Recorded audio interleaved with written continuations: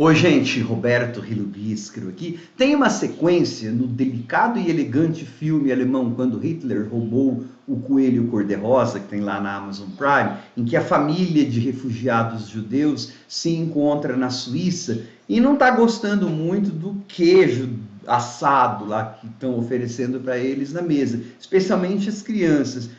Eu pensei assim, ela não sabe ainda, ela criança não sabe ainda, mas ela está criando memórias tão poderosas que no futuro provavelmente ela vai lembrar com tanto carinho desse momento do queijo que ela não estava gostando muito, às vezes até mais do que momentos da vida de classe média alta que ela levava em Berlim. E eu não sou do tipo que romantiza pobreza, perseguição, trabalho duro, nada disso, tá? São coisas que com 56 anos eu aprendi. Às vezes nas coisas menores é que a gente cria memórias mais contundentes e mais gostosas, né?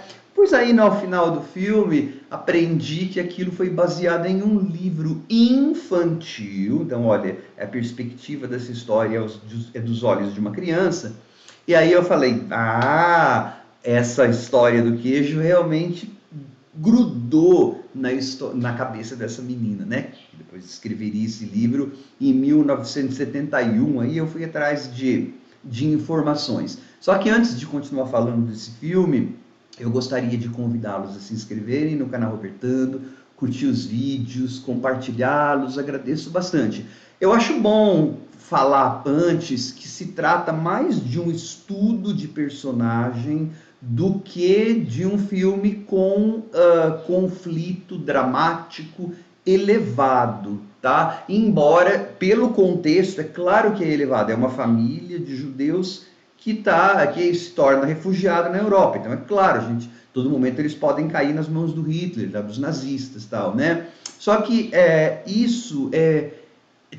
esse sentido de perigo está menor no filme do que em outras perdas e outras adaptações que aquela família tem que passar. Porque a história é basicamente contada através dos olhos daquela criança de 10 anos, né?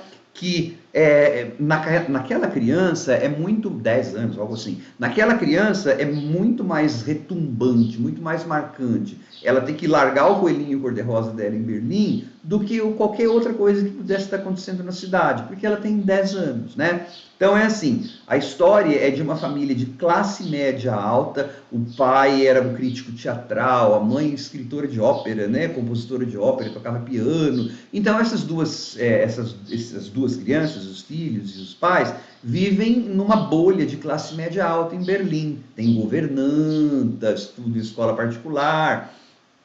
Só que com a possibilidade, né, muito concreta de o Hitler ganhar as eleições em 1933, eles acabam se tornando o grupo de judeus sortudo, entre aspas, que consegue ir embora da Alemanha antes de os passaportes serem confiscados e tudo mais. Eles aparentemente são judeus seculares, né? Não são ortodoxos ou religiosos, sei lá como que eu poderia dizer, porque eles têm árvore de Natal, comemoram o Natal, mas enfim, aí essa família consegue fugir de Berlim antes, e aí então a gente vai tendo, eles viram então refugiados.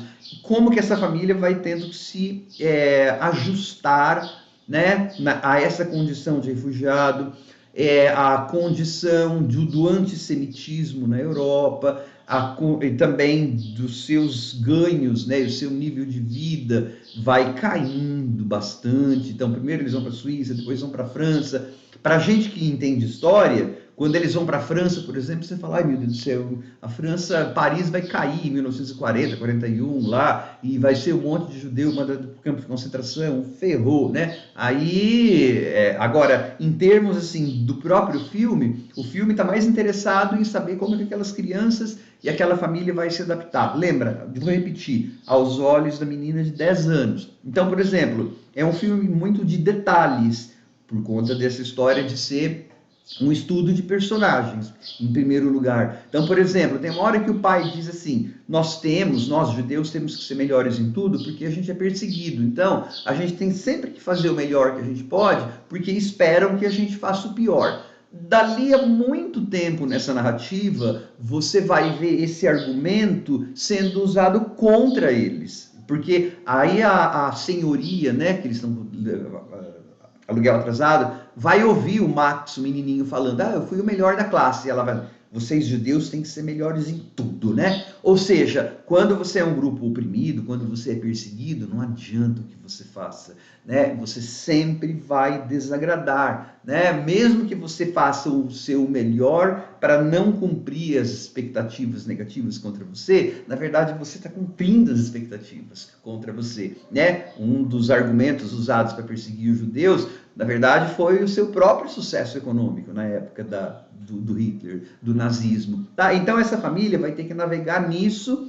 E, no caso das crianças, como que, por exemplo, cada novo lugar que eles vão, você vai percebendo que as crianças vão aprendendo a ser cosmopolitas e não só alemãs, né? No começo, aprender uma língua parece ser assim, nossa, cada lugar é um planeta diferente. Né? Tanto é que percebem na Suíça, por exemplo, eles vão para a Suíça em um lugar que se fala alemão, mas no começo a Ana fala para a amiguinha dela, não, você não fala muito alemão, mais ou menos, aquela história, né? Eu falo alemão.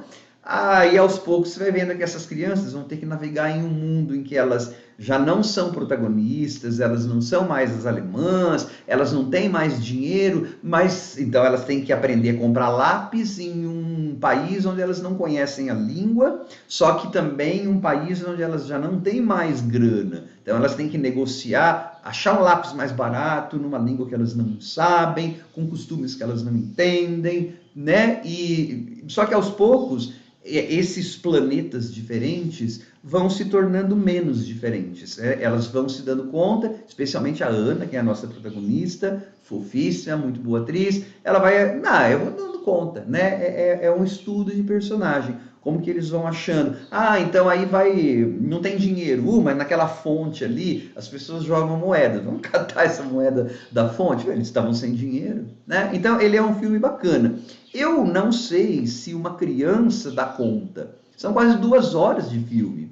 Sei não, 118 minutos está ali no aplicativo, né? Então, além de ser comprido, ele não é um filme assim que tenha perseguições, que tenha um conflito dramático e que você tenha perigo o tempo todo. Não sei se crianças conseguem perceber o perigo que aquela família estava correndo, porque são crianças, né? O público não sabe história, e mesmo as pessoas que são viciadas em adrenalina, elas também não vão gostar do filme, né? Porque ele é mais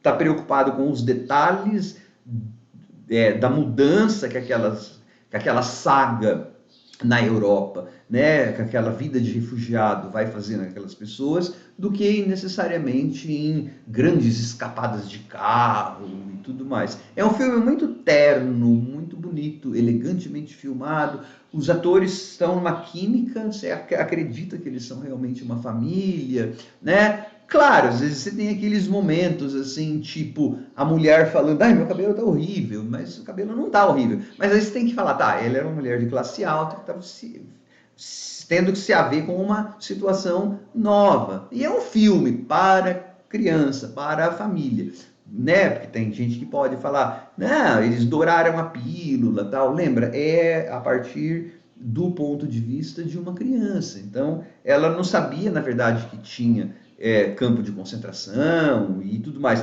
mas ela vai perdendo as coisas. Presta atenção que você vai ver. Né? Ela perde a governanta, você fala, ela deixou para trás, né? Mas tem uma hora que ela percebe que ela perdeu a governanta de verdade, né? E você vê na carinha da atriz que ela tá boa. Tem o tal do tio Július, né? O perder não significa só que ela deixou essas pessoas para trás, né? Significa também o que acontece com essas pessoas, tá? As atitudes que elas vão tomar. Então, ele é um filme bastante emocionalmente complexo. É uma história de amadurecimento, né? It's a coming of age story dessas 2 crianças e um estudo de personagem. É muito bonito, tá? Tocante.